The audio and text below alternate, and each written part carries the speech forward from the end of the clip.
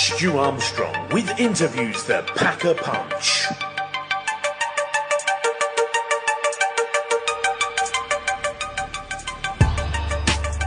Hi, welcome to Radio Northumberland. My name's Stu Armstrong and this is the Stu Armstrong Interview, where on each show I interview someone from the world of combat sports. My background, as you may know, is that of the author of the Diaries of a Doorman series of books and the patron of the charity Choose Lives Not Knives. This week's brave soul is a good friend of mine from Bradford. It's Bbad's bare knuckle boxer, it's Scott Midgley. How are you doing, Scott? I'm fine, thank you very much. First of all, I want to say congratulations on your very impressive win over Donald McPhee 3 weeks ago. Yeah, thank you. Yeah, it was a good win, to be honest. Yeah. How did you feel the fight went? I know I was talking to you in the gym the day before, and you pretty much told me in depth what you intended to do, and I was amazed the following day, sitting ringside watching that. That's exactly how the fight played out. I mean, to be fair, you should always go into a fight with a game plan, and if you haven't got a normal game plan, you should always have a backup game plan. Because of my last fight before that would have lost, I started taking training and this fight, the fight game pretty serious. So we went in with to the fight with Donald with two game plans, to be honest. The first game plan was what I executed, knowing that Donald had broken nose in his fight about 5 months earlier with Steph. Obviously, I wanted to target that as soon as possible because, when a guy breaks his nose early in a fight, obviously they struggle to breathe and it makes the heart shrink a little bit.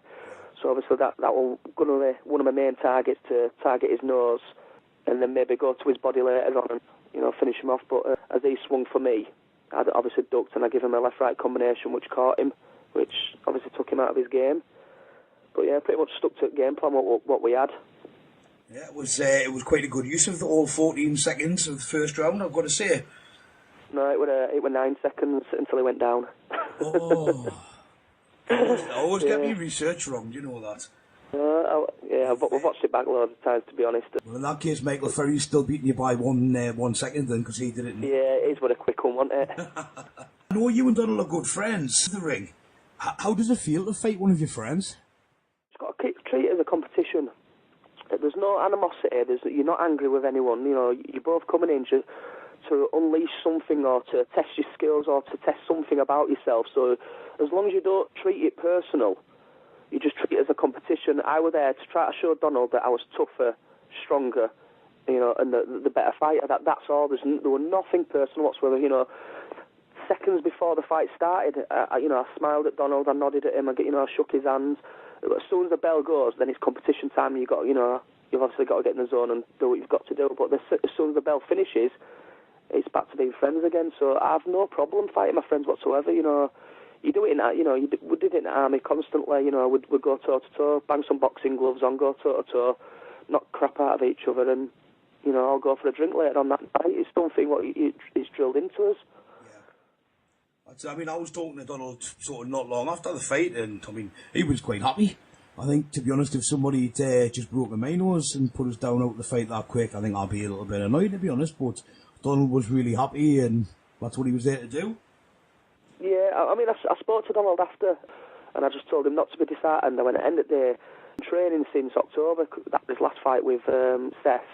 Yeah. So he's been training since October, so I know this Donald, what came into my fight, was the fittest and the best trained Donald we would have ever seen. So I had to take him quite seriously.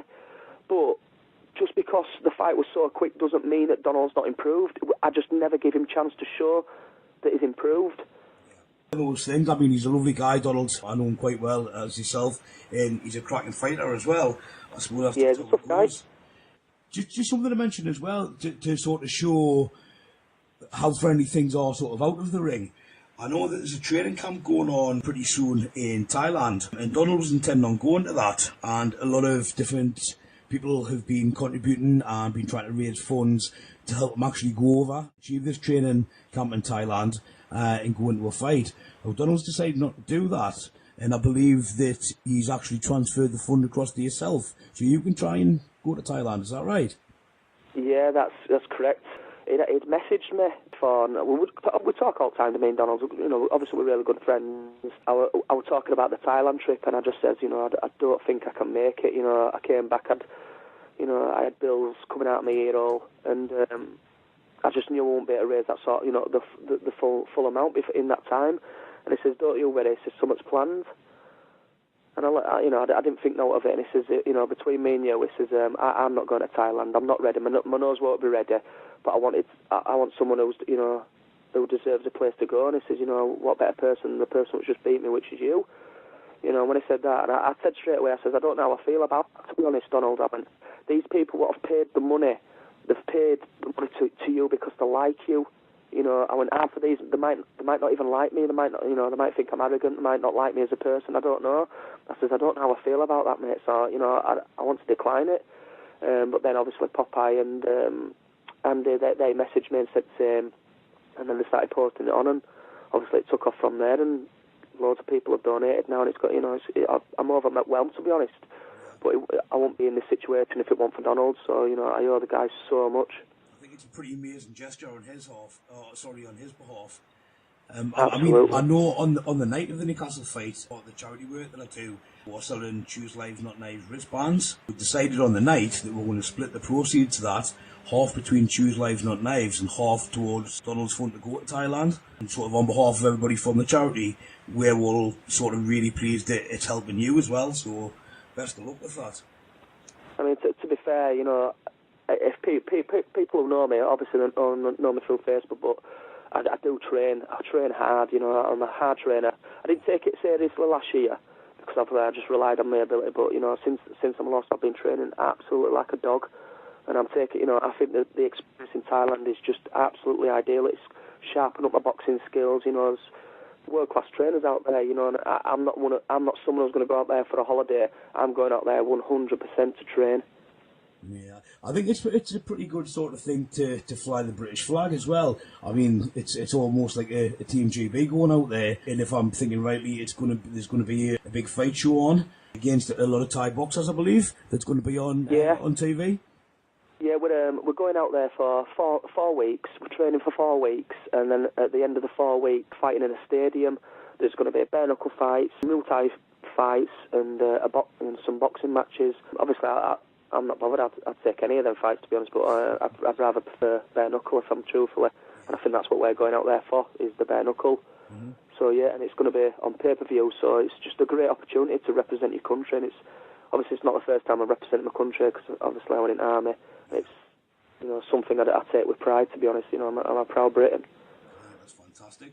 So are you pretty close to the goal of being able to go to Thailand, or have you still got to wait? Very close, yeah. They've I think the last time I looked, it's just reached over £1,000. Mm-hmm.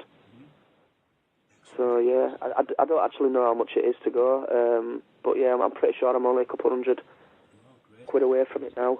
I know there's a lot of bare knuckle fans and a lot of sort of people within Bbad listen to the show as well. If anybody did want to contribute and try and help out, how would they do that? You could contact me, Andy or Popeye on Facebook. Andy's got the actual account himself. He sent the details over to me. So if they want to contact me through Facebook or anyone through Bbad, obviously I can send the details over to them. But I post it on my wall as well. We've got till 20th now to raise as much money as we can. Be good to see the progress of that. I'll share that on my site as well. Again, if anybody wants to sort of see the progress or even to help out. I was thinking about coming, but I didn't want to show you all up, so I think I'll just leave it. Yeah. I just think it's going to be fantastic out there. I think we're all going to enjoy it. Me and Craig Hamer, we're going out there, and I think me and him are going to train like beasts. Well, I don't know if did you see a lot of the photographs and videos from when James McCrory was training out there? It looks more like torture to me. Yeah, but again, I'm used to this sort of thing. I'm used to being away from family. I'm used to being in a military routine where you're up at 6 in the morning, go for your breakfast, then you're out training for a few hours, and then you'll have a break, then you'll go training again, then you're back for your dinner, and you do that till tea time, and then after tea time, it's your own free time. I'm used to that. This is my bread and butter, if I'm truthful, so I'll adapt to this instantly. It's absolutely ideal for me. It really is. Bare knuckle boxing, it's not exactly for the faint-hearted. What made you choose to go into this sport? I hadn't spoke to a friend for a long time, and obviously we added each other on Facebook. We hadn't seen each other for years, and we were just chatting. And obviously, I was a little bit of a buggerlugs back in the day, and he was asking if I'm, still carry on scrapping and stuff like that. I says, "Oh no, I've got a family. I've quietened down, as much as I can." And obviously, he was saying how good I used to be, and he sent me this video. He says, "Oh, watch this." So So I pressed on the link. Obviously went to YouTube, and it were two guys. They were in a pub just having a scrap. It was just pure, one-on-one bare knuckle. He says, "What about these two?" And I watched it, and I thought, wow, these two are going at it. But I noticed that there were a big crowd, all around it, watching it. I'm like, what's going on here? It ended up being the McCrory and Radford fight, and this was going back nearly 18 months ago now. It was that fight, and then I showed my other friends. We were in pub once, and I showed my other friend it. That fight. Says, "Here, this is a fight. Watch this." He watched it, and he turned around at me and he says, "I actually know the guy what puts on these shows." He says, "I've added him on Facebook," and obviously it turned out to be Andy. So I added Andy, went to this site, watched a few clips, spoke to Andy a fair bit, and ended up buying a ticket and coming out to watch McCrory versus Jason Young. You couldn't have really chosen a better fight to watch for your first one, to be honest, could you? No, not at all. That is the pinnacle of a bare knuckle fight, isn't it? Both of them, fighters themselves, I absolutely have so much respect and love for both of them. They're fantastic guys, but very, very good fighters.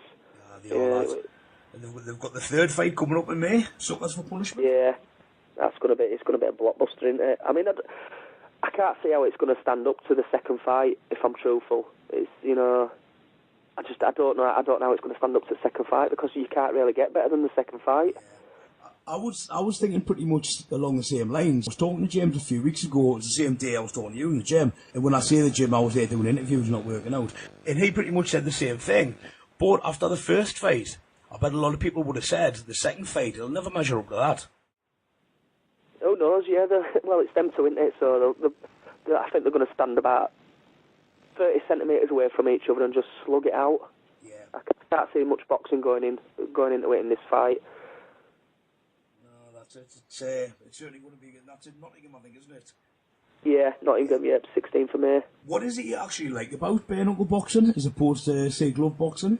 A few years ago, there's something burning inside me, and I wanted to get back into maybe boxing, or I fancied myself at doing a bit of MMA. Obviously, I'm knocking on now. I'm 30-year-old, and I thought if I go back into boxing, you're going to have these young little kids who've been training since they were 7-year-old. A 22-year-old kid who's been training since he was 7-year-old, and they're going to run rings around me. They'll never hurt me. They'll never knock me out. But they'll win rounds and just make me look stupid. And I thought, there's no point doing that with some little kid who's going to make you look stupid. The same with MMA. I thought no one really goes toe to toe in MMA anymore. It's more about jiu-jitsu. It's wrestling. It's very rare that I stand up more than 5 minutes. Yeah. So I thought, well, I've been out at games so much. My skill levels just obviously slipped down. I'm obviously go toe to toe with them. I'm pretty sure I'll beat most of them. And then obviously we're coming across the bare knuckle, and I just thought it was ideal. It's two guys. You're just showing how tough you are, how strong you are, how tough you are, what you can take, how big your heart is. I think that's what it's more about, is the bare knuckle, rather than, how fast you are, how skillful you are, how fit you are. Because most boxers and MMA guys these days, they're just 100% pure athletes. Half of them haven't even had a street fight in their life. That's it. I think it's something you see in bare knuckle more than anything else, the size of the hearts on a lot of the fighters. Oh, without a doubt, it's a major attribute, to be honest. Without that, you're going to be screwed. I've seen people I've watched in recently. They get hurt a little bit and they just shrivel up and they don't want to know. And you're like, what? They're in the wrong sport. What made you think you were going to be good at it? How did you first become involved with combat sports in general, and what sort of age were you?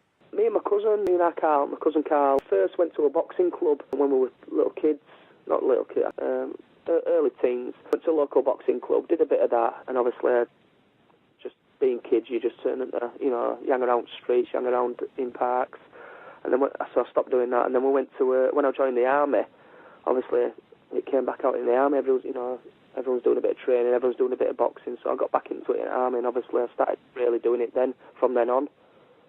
So I think I was about 17 when I, really got back into boxing.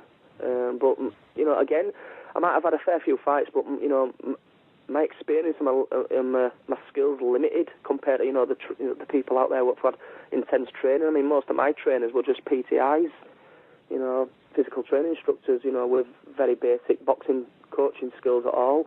Would you recommend that training in some kind of combat sports is good for people of a young age?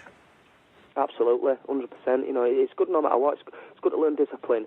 And obviously, if you want to do something like bare knuckle boxing or any other sports, it's, you know, you can always follow it on and you just, you know, bend and mould it into your own way. What do you think's the hardest bout that you've ever had? And who was it against? Whether that's bare knuckle or gloved? The hardest fight, there's a few, to be honest. I once remember a fight with a doorman down in Aldershot. Yeah, don't start picking on Dorman, Mr. Mitchell. Yeah. Oh no, what a bugger looks for that. Obviously, always my fault. But yeah, it felt like it lasted half an hour, but it won't have been. It'll have been about a minute. It won't fight, but you know what it's like when you're half young. But yeah, that was a tough fight. But I've had a few fights. You know, I've got a few tough mates, and there's a couple of fights what I've had with a few of my mates what have been, you know, tasted lads. But I've always won them. Obviously, you were in the wrong because us Stormen don't get anything wrong. We're always right, as you know. No. No, they just pick on me, you know, they just think little blue-eyed, blonde-haired kid, I'll slap him around, and then they just get a shock when they go outside. I've heard you described by people as the new breed of bare-knuckle boxer. What do you think's meant by this? Again, I think because I don't look like your typical tough guy and your typical, you know, your meathead, obviously it's more of an athlete these days, but again, I'm still, you know, as an athlete, I'm still at a low level compared to some, you know, professional MMA guys out there. You know, they're seriously fit, but compared to the rest of the bare knuckle guys, I think I might be in a little bit of a league of my own because I do actually train so hard. You know, 6 days a week I train, you know, constantly. It's very rare that we have, you know, days off training, and as gym sessions are up to 3 hours. So I do train a lot and I train hard and I take it serious at the moment. Whereas I know a few fighters, you know, they turn up on day, you know, I knew one in Newcastle, they'd been working that morning. You take your training very seriously, and you're saying that you train sort of 6 days a week. Something else you take seriously, I was wondering about, how often do you visit the hairdresser? A lot. Get my highlights done a lot. One question that wasn't sort of, it's probably not really part of the interview, but it's something I need to know. I met a friend of yours a few weeks ago, called John. What makes John fantastic? I don't know. He's just a fantastic guy, isn't he? Well, you call yourself... You know, he's a lovely guy. You call yourself John Fantastic Edwards, and he's a really good lad, but I was just wondering what made him fantastic. Well, probably the fact that he don't pay for hotel rooms and just sleeps on the hotel floor. Well done, John. Man of my own. Yeah. Scott, I was at your fight at Newcastle last year against Aaron Corn, and I was pretty amazed to find out, after you lost, that in the first minute or so of the first round, you snapped your ankle. How could you manage to go on with that fight? I think it went to the second round, and still really give a good account of yourself with a snapped ankle. It's a tricky one, is this? I don't like going on about it because obviously a loss is a loss, you know, and all due respect to Aaron, a win's a win, you know, it's simple as that. And obviously I don't bitch and moan, you know, about anything, but I don't pussyfoot around anyone either. You know, I accepted the loss, a win were a win, but I did break my ankle, you know, I think it was between 40 seconds or a minute into the fight. I'd gone down, but a position where I'd gone down and my weight had actually I ended up snapping my own ankle. But I didn't know that I did it at the time.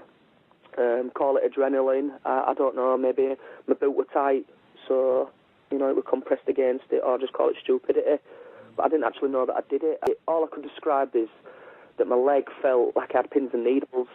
So if you watch the video, I keep stamping my leg on the floor, and I would try to shake off the pins and needles because I couldn't understand it. And at the end of round one, I went back to my corner man Brendan, and he says, "How's your eye?" Because obviously I was seeing double. I'd been cracked. I had my cheekbone broken, and I was seeing double vision from one of my eyes. So I had to keep that eye closed to try and just see one person, which obviously then threw my depth perception out.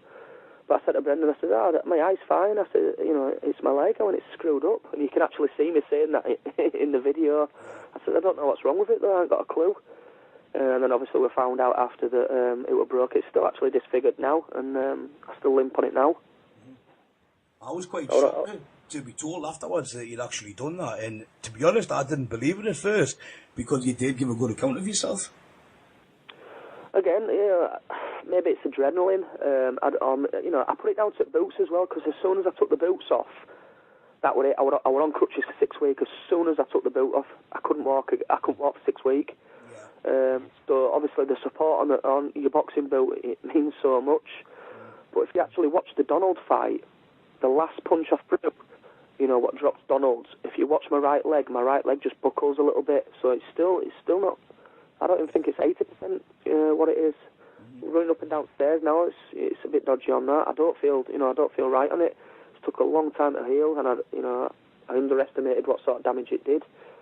But yeah, in that fight, I didn't just I broke my ankle, then I broke 2 fingers on my left hand, and then I broke my eye socket. No, my cheekbone, sorry. Well, I was going to ask how your uncle held up in your fight with Donald, and he's saying that you did go over him a little bit. If you watch the video now, the right hook what I threw, what landed onto Donald to drop him, my leg just buckled out a little bit. I didn't know it at the time, but obviously because I keep watching the video over and over again because I'm a bit of a perfectionist, I just see it buckle out a little bit, so it's not nowhere near 100%. But I hadn't trained anything with my legs at all. I even felt weak before the fight, on my legs because I hadn't trained enough. But can't train too much if if I take my foot off now, my trainer off now, my leg goes down, and then obviously where the ankle is, and then my leg just sticks out to my left a little bit, into my body, and it's obviously still disfigured now. But like I said, I'm not taking nothing away from that, and a win's a win. But believe me, if I didn't break my ankle, or if we do have a rematch, it's not going to happen the same again. Do you think that's something that would happen at some point? Would you like a rematch? Oh, 100%, yeah, without a doubt. I have nightmares over that. It's my first ever loss. It drives me crazy. More for my own stupidity, because not that I didn't take the fight seriously, because Aaron's a great fighter, there's no doubt about it. He's a fantastic fighter, but maybe big-headedly, I thought because I know I can knock guys out a lot bigger than him, a lot easier. And I went out on the night before with my friends, went up to Newcastle, and obviously Newcastle's a fantastic night out, and me and my friend went out on a night out. So the next day I was a little bit hungover, groggy, but that's my own fault. What happened again, believe me. I mean, both that fight that we're talking about, sort of with your ankle, was a cracking fight. And again, if people want to have a look at that, and the last fight, I'll put the YouTube link on my website later on tonight, just stuarmstrong.com. Obviously, I know you, and I know for a fact you're the kind of fighter that always goes in for a win. Your next fight in May against Ross Chittick, again, another friend of mine. Have you got a prediction for the outcome of that fight? Oh, it's going to be a knockout, yeah. We're both fiery people. Ross has got a decent right hand himself, and I think he's a good fighter as well. I've got nothing but nice things to say about him. I actually get on really well with Ross. We have good banter between us. Great lad, and I think that right, Mike Lord will be able to tell people about that. Yeah, I mean, when them two were, obviously, they had the little spat and the little banter on Facebook, and I used to put my little comment in now and again and just stir it a little bit between them. Yeah. But it's all good fun. It gets the fans going, when there's two people rather really hate each other, or they've got really big banter between each other, it makes you want to watch that fight even more. Even if you know the outcome, you're just 100% sure the outcome's always going to be the same. It still makes you want to watch that fight just in case something else happens. Well, that's it. I think it's always good when it's a rematch as well, because you think, people are going to train differently and what they're going to do. And I mean, Mike Lord and Ross Chittick, that was a rematch from last year. Yep. I mean, Michael did all right in this rematch. They were both doing very well, toe to toe, and I think there was pretty much nothing between it until that, right? Yeah, I mean, Michael had Ross in at ropes. He'd hit Ross in at ropes, and Ross, he covered up and bent down, and pretty much, me personally, I wouldn't have given him a second chance. I'd have gone around and, obviously smacked him straight in the face and, tried knocking him through ropes, but Michael didn't. He took a step back a little bit and composed himself, but then also let Ross compose himself, and then Sean got in the way, moved them apart, and then brought them back together, and then Michael just got caught with a peach of a right hook, to be honest. Wasn't it? Ended the fight. You say, sort of when predicting the fight, you said you think it's, with yourself and Ross, you think it's going to end in a knockout. Is that you getting knocked out, or is that Ross getting knocked out? Obviously, I'm very confident I'm going to knock him out, but with Ross being a decent puncher himself, anything can happen, I do think, obviously, I know I've got a decent chin, and I know I can take some really, really, really big shots, but, you know, we can all get knocked out, but, you know, believe me, every man on this planet can get knocked out. But I just don't actually think Ross punches as hard as what Aaron did, and obviously I took Aaron's all day long, and Aaron never rocked me once. If you know, watch me, even most of the times I go down, I only go down through off balance or me swinging and falling over. The ones what Aaron knocked me down, I smile at him, you know, I look up and I just smile and go, you know, nice one, mate, cheers. But I've never hurt, you know. I was never hurt in that fight, and never, you know, my legs were never wobbly whatsoever, even with a broken ankle. So I don't think Ross, you know, could actually knock me out the way he knocked Michael out. But, you know, anything's possible. But I do believe I could knock him out. Cause you know, no one's actually seen in bare knuckle. No one's actually seen my power yet. Because all you've seen is most of my hand speed. Now that hand speed is lining the fighter up. All I'm doing is I'm hitting them fast, hitting them hard, and hitting them accurate to line them up to see where my next punch is. When I throw my big punches, you're going to see the difference then. In my punch power. My punch power is stupid for my size and for my weight, and I just can't see Ross whatsoever taking them. But it's going to be a good fight, so we'll see. We're just going to both go in the middle of the ring and go toe to toe. I think it's going to be a great fight, to be honest. I mean, like you mentioned, I know you and Ross are good friends. I mean, we've talked about it earlier, but how are you feeling sort of now in the run up to it, knowing that you're going to go sort of toe to toe with Ross and trying to hurt and damage him as much as you can? Again, no, it's just a competition for me. I've got no animosity towards Ross whatsoever. I like him just as much as I like Donald, but then again, I liked Aaron as well. You know, I've no problem in fighting people I like and people I know, because I do believe, you know, how good I am, and I just want them to know how good I am and let them see it for themselves and feel it for themselves. You know, I think the only person who's ever fought me in my life, what will walk away and say, oh, it's not as good as I thought, and that'd be Aaron. But again, he fought me with a broken ankle. He's not fought me 100% fit. So if he fights me 100% fit, I think his view of me will be different. Well, you haven't fought me yet, Scott.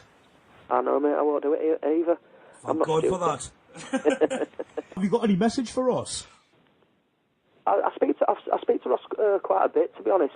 But no, just try not to train, sit on his couch, eat as many takeaways as he can, and hopefully just turn up mate 16 for overweight and unfit. So I'd be happy with that. I've seen the photographs on Ross's Facebook on either Saturday morning or Sunday morning, but I think he'd been on the lash just a little bit, and he was a bit worse for wear, I saw them.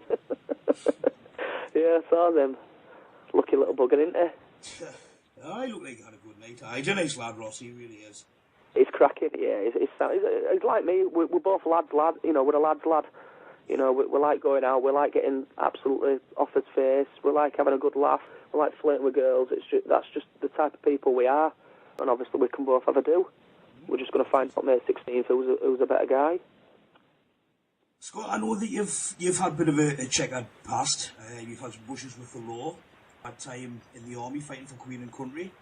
Do you think these experiences have contributed towards you being involved with BKB?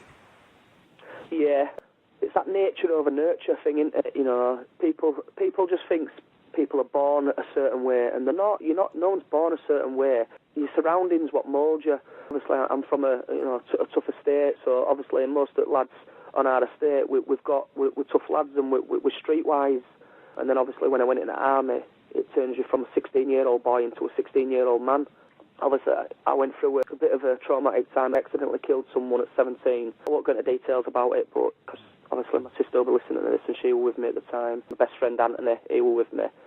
It just changed me a lot, did that. Started being a bit cold-hearted, and obviously with me being in the army and going to places, doing things, a little bit stubborn. So I suppose I've no sympathy against hurting another person. That's why maybe I find it easy fighting a friend, because I've no sympathy for hurting them. You know, and at the day they've agreed to go and have a one-on-one fight with me. So why should I show them pity? It's just sort of going up against somebody random in the street. I suppose it's in the ring. Two guys have agreed to do it, and they both want to do it. My thoughts when I go into a ring is I do want to hurt the guy as much as I can. I want to cause as much damage so it looks fantastic, and I want to come away with a knockout. Not just a stoppage, because I hate these early stoppages. Or stand it. I think a fight should be finished when one guy's asleep. It's as simple as that, and that's obviously what I go for. type of guy I am. Not going into it in detail or anything like that, do you think that the death of this person that you were involved in at a younger age, do you think that sort of made you want to do this sort of sport, or do you think that sort of... No, not this sport, but it did. It just changed my life. It just changed me as a person. You know, I was a very happy, go-lucky, bubbly 17-year-old lad, and after that I was I was short-tempered, I was moody, I was very cold-hearted because you deal with it in your own way. And when we went to court, my mother and father didn't come with me. My grandparents did. They got classed as an accidental death. I didn't take that to heart because obviously at the time my mum and dad were going through a bad patch and obviously wanted to time away together to try and sort things out. And I've got great support from my family, but maybe at the time I thought I needed a little bit more support. But at that time I had great support in my best friend, Anthony, who came up and did the interview with you. He were there with me the night. He were there constantly for weeks after that, you know, by my side. And he made sick jokes about it, and it kind of like made things better for me, you know, made me laugh again in a sick way. But then that also made me a little bit cold-hearted because now my sense of humour is very, very dark. I've got a really dark, twisted sense of humour, and I put that down to him. I can understand that. It's I've been working doors for so many years. That's the way Dorman cope with some of the things that they see, is to crack jokes about it. With Dorman's humour, or whatever you want to call it, a lot of people on the outside looking in might think it's a bit sick, but I think it's a coping mechanism, to be honest. I think it is, and you know, no one teaches you how to cope with things, and at that time, that's how me and him coped with it. We'd go and sit in the pub. Obviously, I didn't want to talk to anyone at the time. I didn't like being around people, so I'd just go and sit in a pub with my mate, and then he'd just start saying some really, really sick things, and it just made me laugh. And obviously now I take it to an extreme when I'm having banter with people. I mean, I knew about this. It's not something I was going to sort of bring up. So it's like, you know, all respect for you, you know, for talking about this on air. What sort of child were you? And do you think you had a good childhood? I had a fantastic childhood, yeah, without a doubt. My parents were one in a million. They still are. You know, my dad supports me 100% through all this. He's been to every single show, and he'll come to every single show in future. You know, I am the man I am through my, you know, the way my dad raised me. My dad's a tough old school guy, not a no nonsense guy, a well respected guy. Basically made me the guy I am. But then I've got my loving and my caring side from my mother. And my mother, she was absolutely fantastic. She was my best friend even into my early 20s. I'd be away in army, I'd be on exercise, or I'd be doing some sort of training. I always phone her up every night. We'd sit and have an hour conversation with me and my mum. So I've really got a great family, every single one of them. We've all got us idiots in family, but I love all them lot too. I've got to say thank you as well to your mum for letting me ring into her phone with you only having a mobile. Yeah. So thank you very much, Mrs. Midgley. Yeah, she let me come over. I've got my kids downstairs, so she's babysitting kids. Well, I was going to bring this up a little bit later on, but seeing you mentioned them, I know you've got two beautiful daughters. What do they think about sort of what you do with bare knuckle boxing? I treat it as a bit of a joke. Obviously, they don't know the seriousness of it. I've never, ever let them know how serious this sort of thing is. As far as they're concerned, it's just like me boxing. I just tell them it's a boxing match. They don't know that in boxing you've got to wear gloves. So we don't go into too much detail. They know that I do it. I've not let them watch the fights either. I let them watch the Stevie one because obviously they wouldn't. Nothing. It was so quick with that one. I play it down to them. To be honest, I just say, oh yeah, I'm just messing about. It's just a competition. The mother worries when I go away. Then obviously they pick it up. So you know, they know what goes on, but we just don't get a bit too much detail. I mean, they do karate themselves. To be honest, they're both orange belts in karate. So. Excellent. They kind of like toy fighting and like playing, and obviously me being a guy, and obviously me and them play fight a lot. Mm-hmm. I get told off by the mother for doing it, but. Yeah, I've got boys, and it's pretty much the same there. I'm actually sporting a black eye at the minute, thanks to Ben, my 13-year-old. Quality. Oh, not really. I turned up at work in the office on yesterday morning, and I got some funny. Yeah, you just tell him there were 10 men. Tell him 10 men jumped you. No, I just told him I was fighting that Scott Midgley. I got a little black eye, but that was him. You want to see it? Funny enough, nobody believed us. Scott, I hope you don't mind us bringing this up, but I saw on Facebook one of your daughters is doing something which I think is pretty amazing. I don't know if you heard an interview that was on a couple of weeks ago with a friend of mine, Gary Sampson. It's something his daughter did as well. Would you like to tell the listeners what she's doing? Well, basically, my daughter was watching a programme with her mother. It was about children with cancer, and obviously they were going through, they're having chemotherapy, and in chemotherapy, one of the side effects is losing your hair. So my daughter asked why these children didn't have hair. So, the mother being such a good mother she is, she explained it in a nice way, what Casey could understand it. And Casey, she's a very emotional and very loving girl, is Casey. And she went, well, why don't I have my hair cut off and then give it to them, so they can have pretty hair just like me, and at the time, I don't think the mother realised, just how important that little sentence was, because then she kept going on about it constantly. And then their mother's friend did a similar thing last year. Her daughter had her hair cut off for charity, and it's called the Princess Trust. And what it does then, you cut your hair, cut the daughter's hair off, and then they've got to raise £350. The hair gets made into a wig for free. So then that wig then goes to one of these, children for free. But then if you raise £350, that can pay for another wig for someone, another child who can't afford it. So Joanne, she looked into it, went on Princess Trust, sorted it all out and arranged it, and we've got to cut off 10 inch of Casey's hair. But see, my daughter's got really long hair. It's near enough down to her bum. She loves Rapunzel, she loves watching Tangled, and she always wants to be Rapunzel. Even when Joanne cuts her hair, she only wants a fringe trimming. She doesn't like her back being trimmed at all. That's how she loves her hair, because Jo's a hairdresser, she's a stylist. So when she goes to school, Jo always puts her in really beautiful patterned hairs, all sorts of fancy little things. And she gets a lot of attention through her hair. So I've seen photographs, and she's got this really beautiful long blonde hair. Yeah, so when she said that she wanted her hair cutting for this thing, we just knew that's what she wanted to do, because she absolutely loves her hair. So we've signed up to it to raise £350. At the moment, we've raised £1,400 in less than a week. That's absolutely fantastic.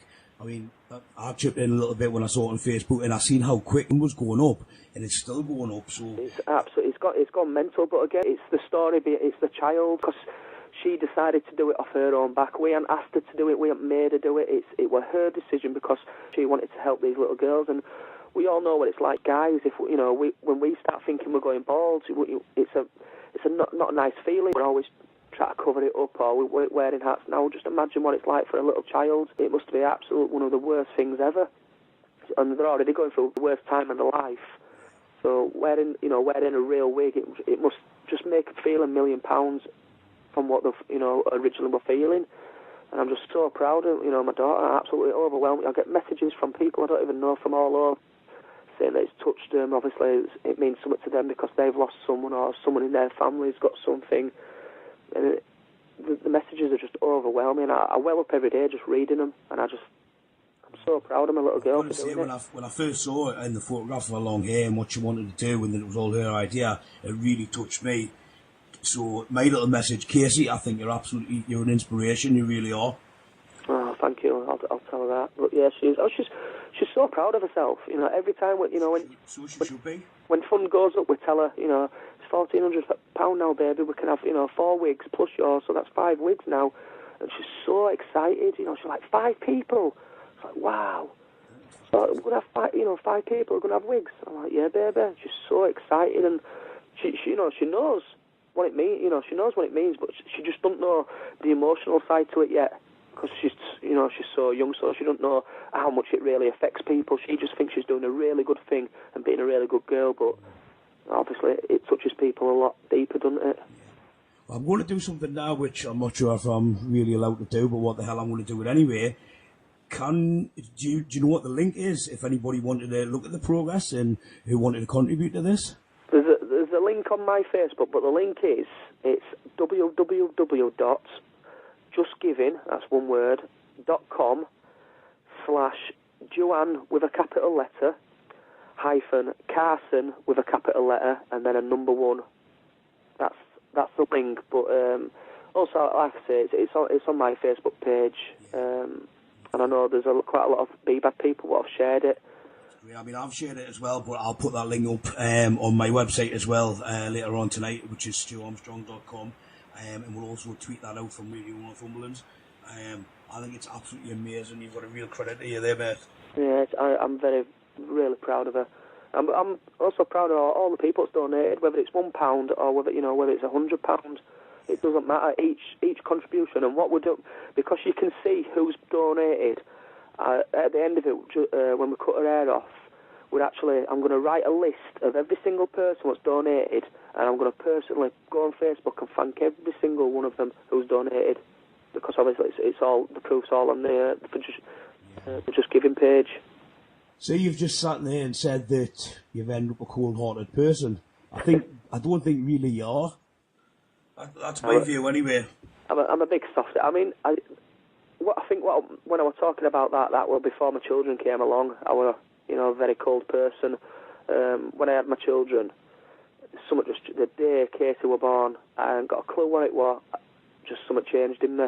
I remember midwife telling me that I might start crying if I'm watching programmes, and I might get emotional over silly little things what I won't get emotional over. And I looked at her. I said, "Nah, you've no problem with that, love. I'm big, tough, rough army lad, me. But it was literally the day Katie were born, and I'd watch something on TV, or I'll watch a little advert or something, and I can well up. If it's something to do with a child, you know what I mean, or something to do with a family, obviously, I start welling up." It was exactly the same with me. I mean, with each of my three boys, the second that they're being born, I've just burst into tears and sobbed for about an hour. It's just, I think it's something you can't understand until you've got kids. No, you can't, and there's no shame in it either. The kid's mother, she really takes the mick out of me. So I can be watching something and I'll cry. It can be the most stupid thing, and I'll start crying watching TV, and she'll kick me. She'll go, "Give over, you soft ass." But as long as you don't cry in the ring, it's not too bad, I suppose. Yeah, no. I mean, again, it's only with things what are emotional. You know what I mean? If there's things in your life what affect you, and if it brings that emotion out in you. I mean, in a fight, I don't think it's not possible to ever get emotional. I don't think. That's maybe one of the reasons you're good at what you do. Maybe, yeah. Get on with your job, don't you? That's it. I mean, obviously, anybody that knows you, and I think a lot of people will probably pick this up, who are listeners tonight, we all know that you've got more than enough confidence. But what do you think? What makes you think that you've got the talent to achieve your goals and going right to the top of BKB?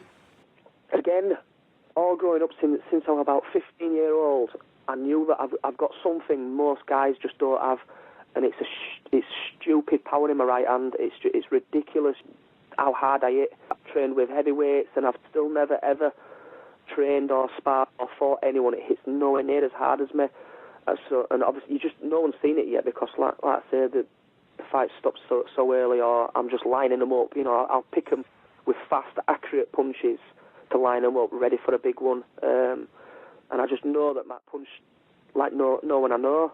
I didn't actually know my toughness, because again, most of my fights, it's been one way. There's not been very close fights. I've had some tough fights, but none of them have really pushed me to the limit. The only time I've really known that were pretty tough is obviously just going 2 rounds with Aaron, just taking a beating, because there was no what else I could do. I know I can take a punch. I've always been able to take a punch. I've been, smacked by the biggest, strongest of guys, and never been knocked out or even nearly knocked out. And again, it's the determination. Not like you were saying earlier. It's the heart. I've just got a determination. I don't want the other guy to win. It's as simple as that. I cannot accept that the other guy will beat me in any way, and I won't give him a chance. When McCrory stopped the fight with Aaron, after the fight, I pulled him up and I says, "What did you stop it for?" I says, "I just had him where I wanted him." Obviously, I didn't. I was getting knocked all over. But it's that in you. It's just that I thought the longer that fight had gone on, just gives me more time to catch him and obviously knock him out. Or you could have ended up permanently crippled. Yeah, but you can. But we know that when we're stepping in at ring. Or you know that when you're about to have a fight, you You know, one punch can end someone's life. You know, one punch can end your life. But then again, you can do that in a car. It's far more dangerous getting in a car. You're getting in a ton and a half of metal, driving it up to 100 mile an hour. So, you know what I mean? What's more that to me sounds more dangerous and more stupid than actually having a one-on-one fight with someone. We're about to jump in a motor vehicle that can go 100 mile an hour, what's made out of metal and sharp things, with other ton and a half vehicles on the road. That sounds more stupid to me than going one-on-one with another guy. When you put a leg on, I think I'll start walking to work. Yeah. But we all do it, you know, and we don't take... That's it. But you all do it, and it means no to us. Who do you look up to in the world of BKB, and do you have an inspiration? In bare knuckle, there's three people who stand out for me, and that's Dave Radford, James Quinn, and James McCrory. Them three, they're just set apart from everyone else, I think. As people, as fighters, everything about them, you know, them three to me are... Well, they are legends in bare knuckle game at the moment. Each one for different reasons. With Radford, I don't know what it is with him. It's when I talk to him, it's like I'm back at school again, and I listen to every single word he says, you know, and I take it in like a sponge. We had some good chats. I chat to him all the time, to be honest, but we had some good chats in Newcastle, and he was breaking down some things, and he was telling me about some things, and when he was telling me, at first, I didn't understand. I knew what he went on about, but I didn't. Until he broke it down, he just breaks it down into a better way where you understand it. You're like, wow, you're a genius. And then, obviously, McCrory, because, you know, he's got such a massive, massive heart and, you know, cast iron jaw. And me and him are very good mates, you know what I mean? He's like a brother to me. And obviously, James Quinn as well. What an absolute legend that guy is. How would you see the safety standards and medical care in bare knuckle boxing these days? Do you think it's sort of equivalent to what you were getting in the pro game? I don't know about the pro boxing because I've never been a pro boxer, but 100% in your white collar or your unlicensed fighting, it's exactly the same. Yeah. Exactly the same standards. You know, if anything, maybe a little bit higher because it's such a new sport, and we know we've got the eyes watching us at the moment, and obviously Bill Ellis, who's, you know, our chief medic at the moment, is one spot-on guy. You know, he don't take no crap. You know, what he says is final decision, and he's very, very, very on the ball. Always checks up on fighters after fights. Yeah, it's very, very good. I know Bill, and he's definitely on the ball. And I mean, he's very, very respected in what he does. Yeah. Not just in BKB. Across sort of MMA as well. There's a friend of mine who's a professional cage fighter, and he calls Bill his favourite medic. Yeah. Well, a lot of boxers and MMA guys from Bradford, they all know Bill as well. Obviously, you know, I think he's everywhere, to be honest. He is a big player in it. What are your feelings on moving out of sort of pits and bales and into rings for bare knuckle? It's not my cup of tea. I like close quarters. I like the hay bales. I like the pit. I prefer that if I could, but to go mainstream, it just can't happen. You know, you'd never get a license for the hay bales in an hotel or in any other venue for that matter. You won't be able to get a license for it, and it definitely 100% won't go mainstream. Although, obviously, me personally, I prefer the hay bales. I prefer close count because I'm so strong and so explosive. My game in the fight is to get as close to you as you can, so I can explode on you. I'm not an outside fighter, so for me it's to get in close. You know, Tyson style. You know, under jab straight in there, and you know, getting as close as you can. So, but you know, I'd love air bales again, or if I could just have a smaller ring made. You know, I saw something on Ollie's page a couple of months ago, and he went to, I don't know if it was an MMA match or a boxing match, but the ring, it was an octagon ring, but an actual ring, and it was only about 10 foot long by 10 foot, by 10 foot. Yeah, I just thought that'd be absolutely ideal if you could have a smaller ring made in that style. So then it's a ring and not a cage, but still a ring, but just have it smaller, 10 foot, something like that, and obviously there's nowhere to run, then nowhere to go, and we can go toe-to-toe. Because bare knuckle, it's mainly about who's the tougher, who's the hardest, who's got the more heart.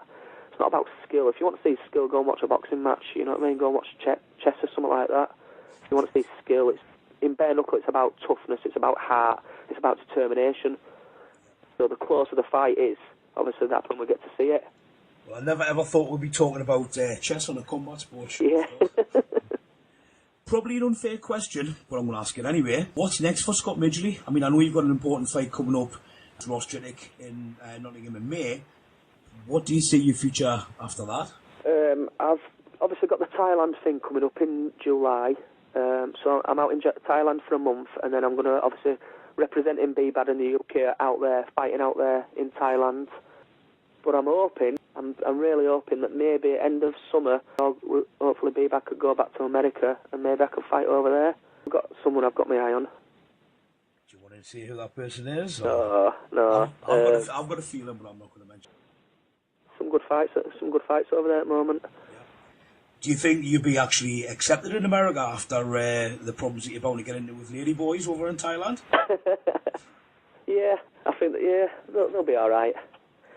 To be fair, I'm hoping I'll be as good as gold in Thailand. I'm going out there to train. When I found out that McCrawley couldn't come to this one, it was kind of a bit of a relief. I thought, me and him out there together, it'd just be a nightmare. You won't be getting us out at bar. But it'd be very good for the Thai breweries. Yeah, it would. Yeah, Craig's going out to lead team now, and obviously me and Craig get on really well. I respect Craig a lot. He is a true professional who's converted over into bare knuckle. And with me and him getting on so well, obviously me and him will be training quite a lot together. Studied Craig quite a lot because he was going to fight my friend. So I know his style, and he's pretty much very similar style to me. Short, explosive, fast, got great power. So hopefully if me and him can spar, that'll be great because we're very similar to each other. I got to know Craig sort of pretty well after doing an interview with him a few weeks ago. And a few hours before the show at Newcastle, I spent quite a bit of time chatting with him. And what a lovely guy he is. Yeah, he's a diamond. He's an absolute diamond. Yeah, I first proper spoke to him at the Bradford event, and then me and his mate went out with McCrawley, night out. But yeah, absolutely, he's just a very, very genuine guy, really nice guy. Me and him, we have some good laughs. He's got a bit of a dark sense of humour as well. Yeah. He's an absolute diamond. Oh, he is really nice guy. And an absolute fantastic fighter, really good fighter. So what do you think of Bbad in general, and sort of how do you see their future in sort of pushing things forward for BKB? Bbad, they're always taking that first step out there. They're always first ones to try new things, always first ones to try big things. I mean, there's other promotions out there, and in my eyes, the more promotions, the better. The more promotions what pop up, then obviously the more fighters we're going to have, the more competition, the bigger events, the bigger venues, and more money. But at the moment, it's always Bbad what's leading way, and that's down to Joe. There's no doubt about it. And Aaron works pretty damn hard, to be honest, as well. They do. I mean, to be fair, don't say what Aaron does because it's behind the scenes, but well, I was just about to say, no one actually knows. Aaron to me has been like glue to me. He's been stuck with me since maybe last March. We're very good friends of me and Aaron. I know a lot of people don't like him, and I know a lot of people have had they don't like the way he talks or the way some of the things he does. But to me, he's been a diamond with me. So I'll never slag him as a person. I'll never say a bad word about him. But he was the one that always phoned me up, always, kept me in loop. What the things what were happening. Always asked me if I wanted to be a part of this, or always invited me to this. As a friend, is a good friend for me. So he certainly puts a lot of graft in. And then you've got to mention Joe, the man with the whitest teeth probably in the world. Yeah, definitely in BKB. Little Tom Cruise. Yeah. He's a diamond, isn't he? And the thing with Joe is, what most promoters, what you'll ever see in most sports, the thing with Joe is he always, 100% always backs up what he says, even if he has to go out of pocket. The only thing that I find he does let himself down on is he's been supposed to post me a hoodie for about 2 months now, and he keeps forgetting. So, Joe, don't forget. You and me both, mate. It took me 2 months to get my hoodie, and then you know what I did? I went and left it up in Newcastle. Left it in pub. 2 months I was on his case, pretty much every day. And then he brought it up to Newcastle, and then I left it in pub at after party. Well, someone's walking around Newcastle with Scott Midgley's Bbad hoodie. Joe, there's a message. Both me and Scott need hoodies, quick as you can, please. Brilliant, that's great. Thank you very much, Scott. It's been great talking to you as always, and thank you very much for your honesty. No problem, some of the things you've talked about have been a bit difficult for you today. Yeah. Best of luck in your fight in May, and obviously I'll definitely be there. On a personal note, I really think you're one to watch for 2015, and I think you've got a massive future ahead. So again, thank you very much. And can I just shout out again, don't forget everyone, what Scott's daughter Casey's doing. I think it's pretty amazing. Again, I'll read out that link if anybody wants to give us some support. It's www.justgiving.com/Joanne-Carson. But I'll put that link on my website and on Facebook. Don't forget to join me every Wednesday at 9 PM on the Stu Armstrong interviews, where I'll bring you the biggest and best names in combat sports from around the world. Listen free online and worldwide at RadioNorthumberland.com. And for more information on Scott and BKB, please visit www.bbadbkb.co.uk. And of course, as always, I'll be posting links to my website, StuArmstrong.com. Stu Armstrong with interviews that pack a punch.